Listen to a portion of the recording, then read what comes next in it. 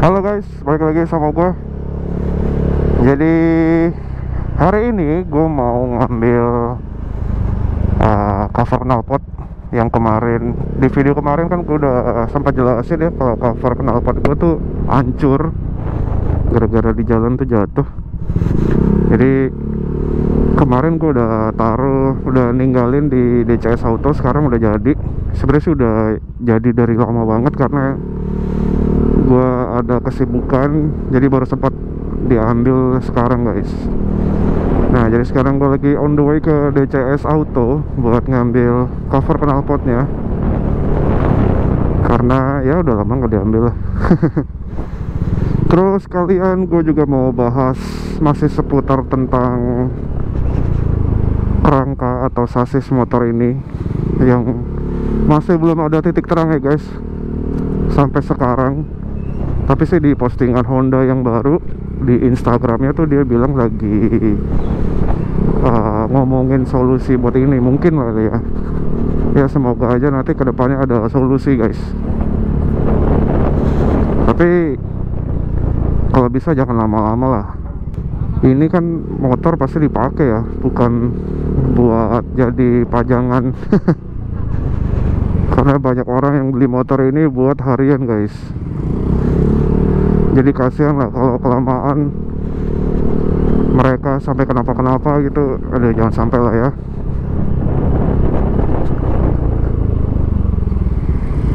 Ngomongin soal rangka ESAF ini, banyak banget sih yang nge-DM gue di Instagram, masih seputar tanggapan gue gimana, terus solusinya gimana.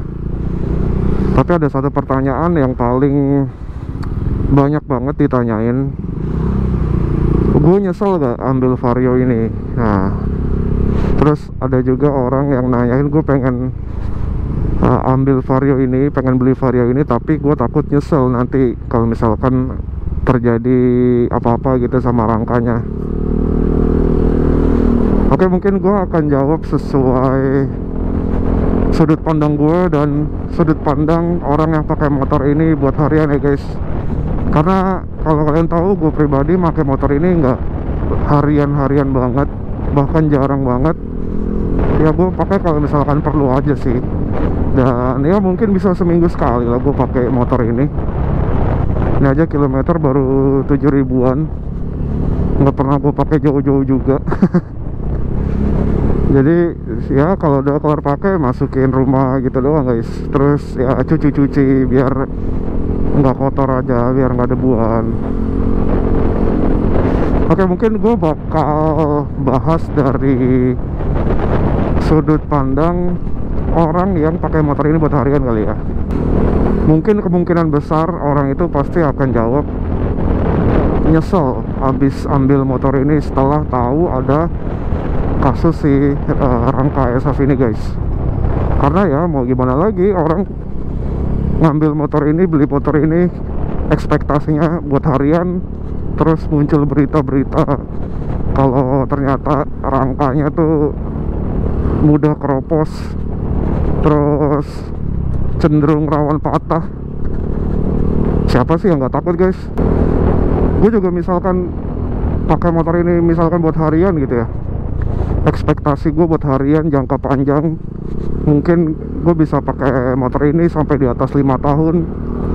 Ya pasti nyesel lah. Karena yang pertama, ya gue udah berekspektasi kayak gitu, masa iya sih rangkanya mudah keropos gitu ya. Ya sebenarnya sih kalau ngomongin masalah rangka di motor matic, kalau dibandingin sama motor-motor yang produksi lama, itu sebenarnya emang beda jauh sih. Karena kalau kalian tahu, motor produksi lama tuh rangkanya kuat-kuat guys. Tapi kalau dibandingin sama orang yang beli Vario ini untuk harian, terus ada berita kayak gitu kan jadi cemas gitu, jadi was-was. Apalagi sampai sekarang Hondanya tuh belum ngasih solusi apa-apa gitu guys. Ya karena kan ngerawat rangka motor matic itu kan sebenarnya kan bukan hal yang krusial ya guys ya. Karena rangka itu sendiri kan ada di dalam bodi tuh. Jadi kalau misalkan kalian mau bersihin rangka, kalian harus bongkar bodi dulu. Sebenarnya males juga sih bongkar-bongkar kayak gitu ya, sekali-kali nggak apa-apa lah. Cuman kan kalau untuk jadi rutinitas gitu kan kayak makan waktu banget guys. Apalagi kalau misalkan kalian pakai motor ini untuk harian ya, bongkar motor cuman buat ngerawat rangka tuh kayaknya makan waktu banget. Terus juga yang jadi permasalahan kalau misalkan yang ngambil motor ini, yang bayar motor ini pakai cicilan guys. Udah nyicil, terus ada berita kayak gini kan, siapa yang nggak ngenes gitu ya. Cicilan belum kelar, tiba-tiba ada berita rangkanya keropos kayak gini, kayak nyesel aja gitu ngeluarin duit. Jadi mungkin gitu kali ya penyesalan orang yang ngambil motor ini untuk harian. Kalau kalian ada penyesalan lain silahkan tambahin di kolom komentar guys. Ya gue sih kalau ya itu gue hanya menarik kesimpulan dari komentar-komentar yang kalian tulis di video-video gue, karena banyak banget tuh yang ngeluhin masalah serupa juga. Dan sebenarnya sih rangka ESAF ini nggak cuman buat di Vario doang ya guys ya. Untuk di motor-motor Honda yang terbaru juga sebenarnya udah pakai ESAF, kecuali PCX sama ADV, dia itu beda sendiri tuh rangkanya tuh. Nih udah jadi nih cover knalpot gue yang kemarin hancur parah. Tuh udah rapi lagi guys, direstorasi sama DCS Auto nih. Kemarin tuh gila hancur parah sih, patah. Terus lubang bautnya juga udah dibenerin tuh. Kemarin tuh kayaknya karena lubang bautnya tuh kayak longgar gitu guys, dalamnya patah gitu. Nah kan gini enak nih, udah terpasang nih, jadi rapi lagi guys. Tuh.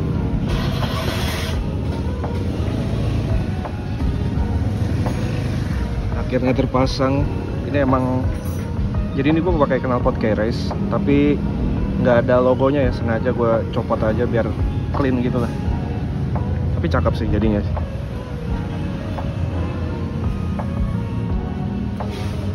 Yaudah, ini gue mau pakai helm dulu, habis itu gue lanjut bahas lagi tentang yang tadi ya. Oke, kita lanjut lagi. Tadi masang cover doang bentar. Kita lanjut jalan lagi guys, tapi sebelumnya gue mau pakai glove dulu karena panas banget hari ini ya.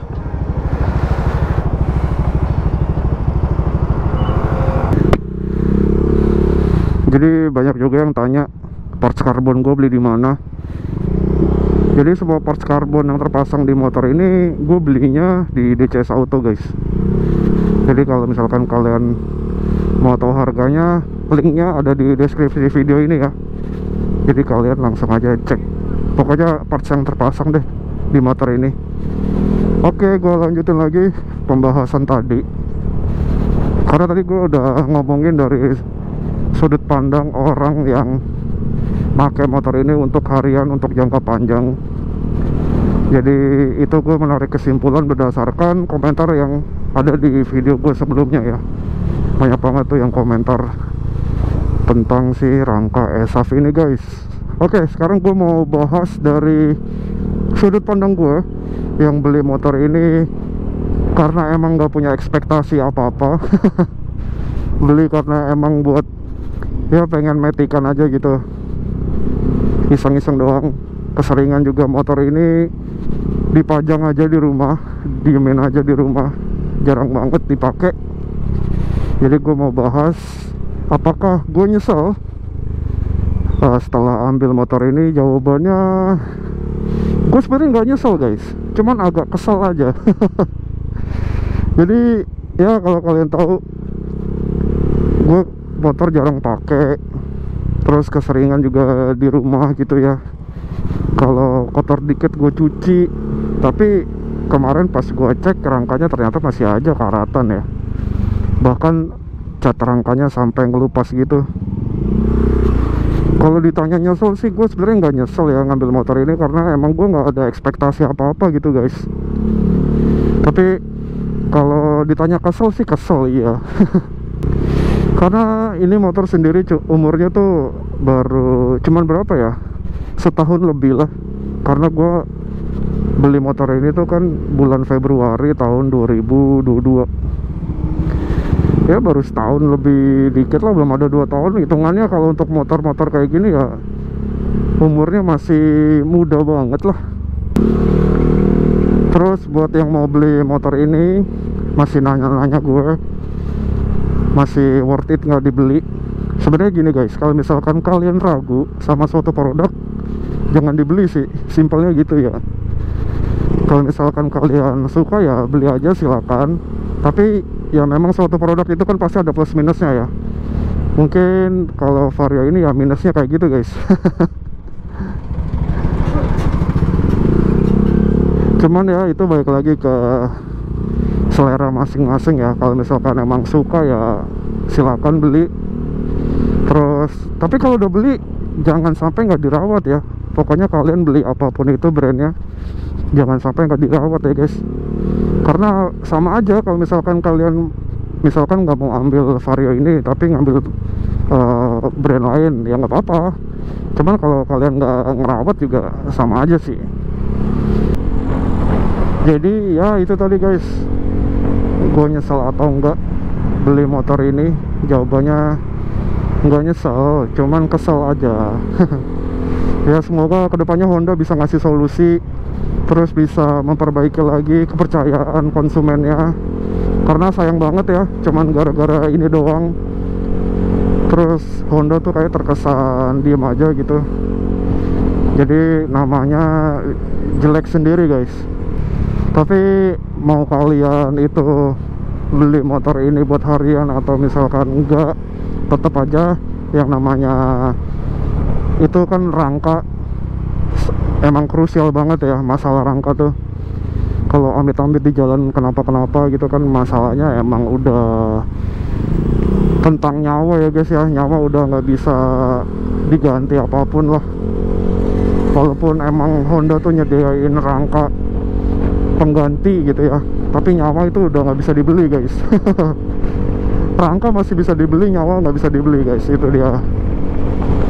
Ya semoga Honda kedepannya cepat-cepat ngasih solusi, cepat-cepat berbenah lah, supaya kepercayaan konsumennya balik lagi guys. Dan semoga Honda kedepannya bisa lebih baik lagi lah. Masa cuman gara-gara ini doang ya, brand yang udah gede gitu jadi tercoreng gitu. Sayang banget sih. Tapi overall gue puas pakai motor ini karena emang keren guys ternyata ya. Apalagi kalau pakai stripping gue nih, asik. Sekali-sekali sombong dikit nggak apa-apa lah ya. Tapi by the way buat yang nanyain stripping yang sekarang gue pakai, kalian udah bisa beli guys. Linknya ada di deskripsi ya. Jadi ini stripping yang terbaru yang gue rilis. Harganya terjangkau banget, 100 ribuan kecil lah, nggak nyampe 150 ribu ya. Jadi kalau misalkan kalian mau beli, kalian langsung aja mampir ke link yang ada di deskripsi video ya guys. Terus parts-parts yang terpasang di motor ini juga udah gue cantumin linknya. Jadi kalau misalkan kalian mau lihat-lihat silakan aja, tinggal buka deskripsi guys, kalian baca-baca dulu dah.